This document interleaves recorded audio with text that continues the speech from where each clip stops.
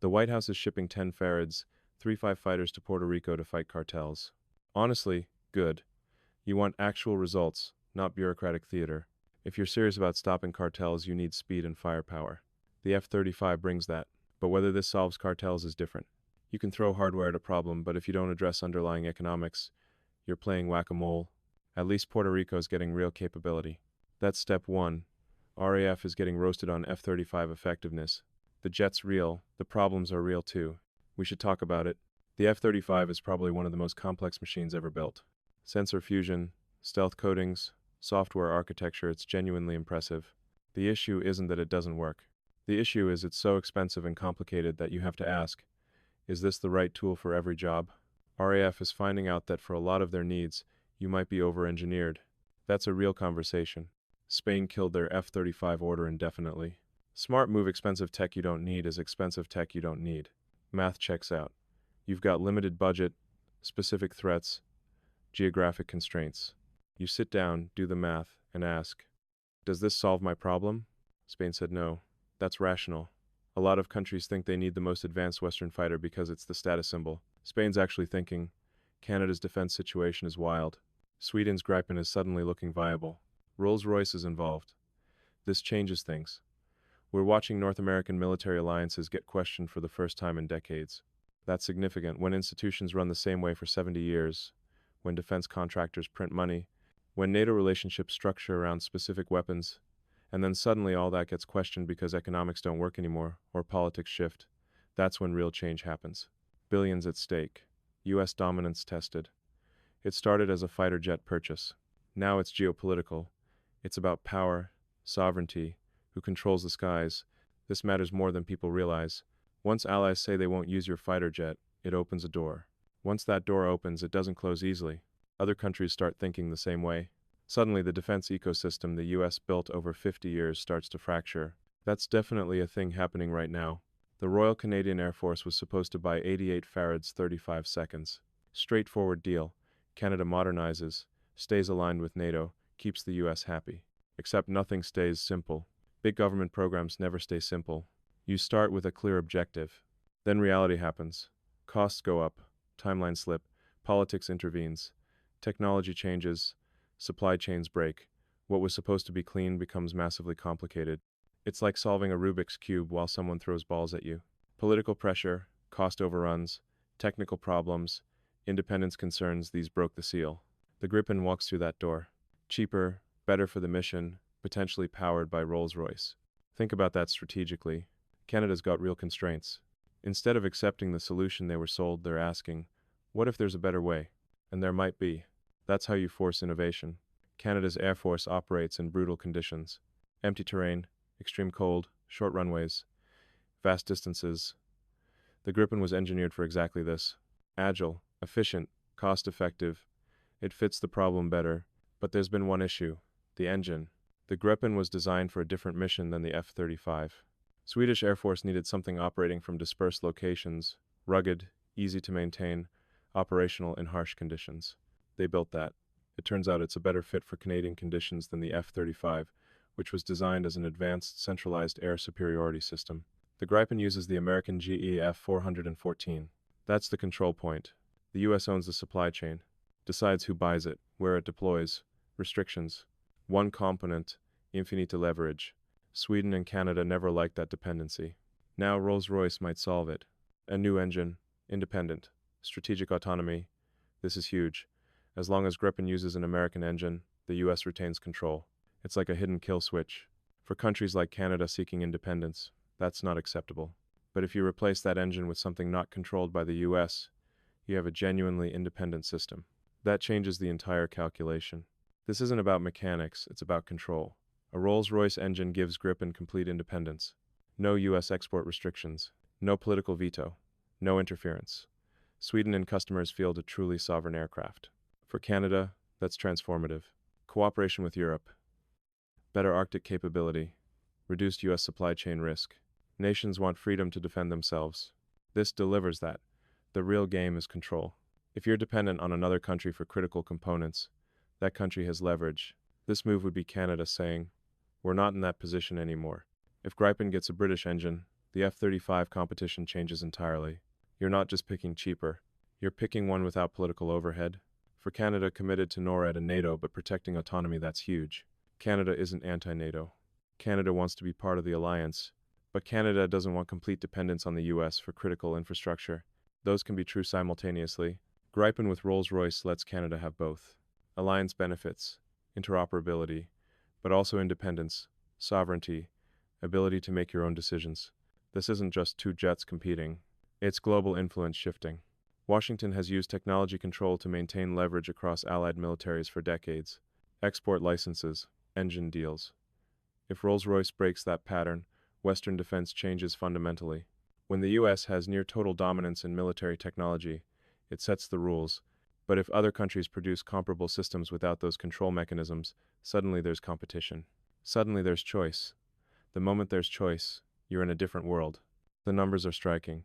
F-35 costs exploded. Canadian audit shows price jumped 40% from $19 billion to $28 billion since 2022. Lifetime cost per plane, around $200 million. Gripen E costs half that. Better maintenance. Faster turnaround. Designed for flexibility, lands on highway strips, refuels, rearmed, launches in minutes. Engine swap in under 40 minutes. Small crew keeps it operational in conditions that ground most fighters. That's why Ukraine uses Gripen. Constant et rassaut de mon résilience. Basic economics. Spend half as much to buy, fraction to operate. You get more capability for same investment. F-35 is more advanced, better sensors, better stealth. But do you need that? Defending Canadian airspace, you might need something working really well, costing half as much, operational in your environment. Ukraine's airfields get targeted. Gripen's design handles that. Built to survive, respond fast, fight smart. Ukraine discovered conventional air bases are targets. Put expensive aircraft on an airfield, the other side destroys it. You disperse aircraft, hide them, build capability to operate from dispersed locations, highway strips, temporary bases. Gripen is brilliant at that. Lightweight, short runway capable, maintained by small crews. Operational in conditions requiring massive logistical support for F-35. Ukraine needs this tool. They're right. Ottawa's rethinking this hard. Prime Minister Carney's in a political storm. Trump's trade war. F-35 cost spiraling. People want alternatives. Gripen looks better as economic standoff continues. Canadians want to spend with friends, not increasingly hostile neighbors. It's practical. Politics intersects defense procurement when you've got political tensions, trade wars, deteriorating US-Canada relations. Buying American equipment becomes charged.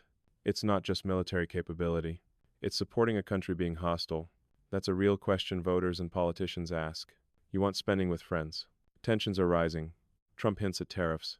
Called Canada the 51st state. If Canada goes Gripen, blowback could be severe. The financial case is tough to ignore. Trump administration will see Gripen as threat, failure of defense strategy. They might retaliate tariffs, withheld support, political pressure. That's real risk. But financial case, more capability for less money is also real. Canada balances. Do I take political pain from Washington to save billions? Math increasingly points to yes. Military analyst Francis Tusa makes the point. Canada has flexibility. Only 16 of 88 Farads 35 seconds purchased. Not locked in. Mixed fleet works. Some F-35 seconds for stealth, some Gripens for versatility and cost. Smart strategy. Canada's lucky. Gripen built from day one to be affordable. Ukraine ordering 150 Gripens. Saab ramping production fast. Mixed fleet is pragmatic. Keep some F-35 seconds for specific missions, justifying advanced capabilities. Fill rest with Gripens. Get best of both worlds. Advanced stealth when needed. Cost-effective, rugged capability for normal operations. Not dependent on single supplier. Saab and Bombardier are talking about assembling Ukrainian jets in Canada. That's aerospace revival, real industry, real jobs. Manufacturing creates jobs in factory, but whole ecosystem suppliers, maintenance infrastructure, technical expertise, industrial base.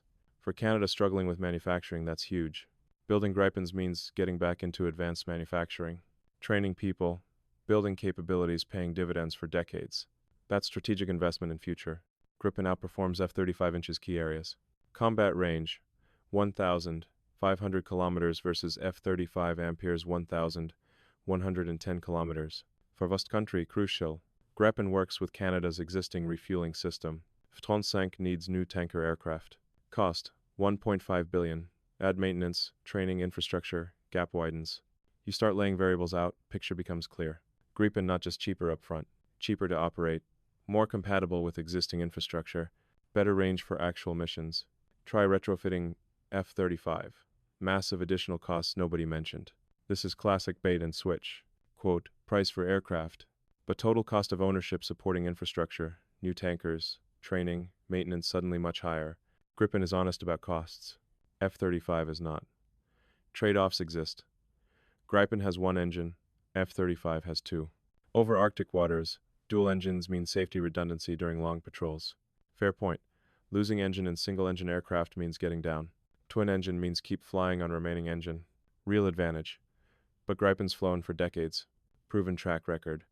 Reliable engine. Most time you're not flying Arctic. You're in normal conditions. Is safety margin worth hundreds of millions in additional cost?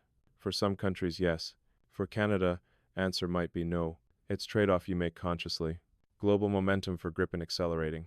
Thailand's 11 jets proved themselves in border conflicts. Philippines, finalizing 20. Portugal, Oman interested. Brazil produces Gripens with Saab. 10 in service. Colombia and Peru hit by U.S. tariffs considering same. H sale erodes American dominance. Each engine built outside U.S. shifts defense economics. You're watching world change. Every country choosing Gripen over F-35 makes a statement.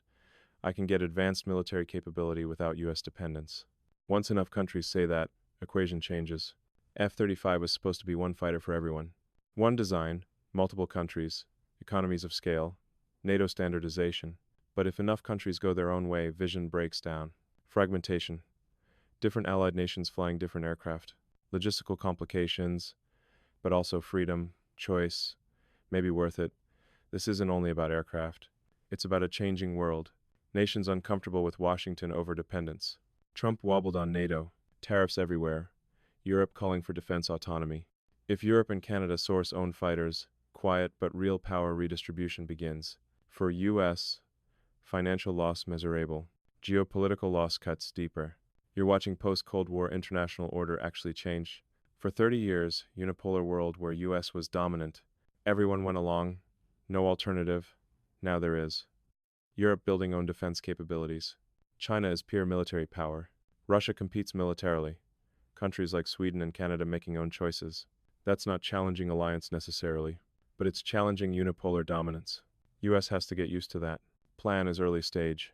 Canada's F-35 review hasn't been released publicly, but insiders say outlines forming. Keep 16 Farads 35 seconds bought. Possibly expand to 30.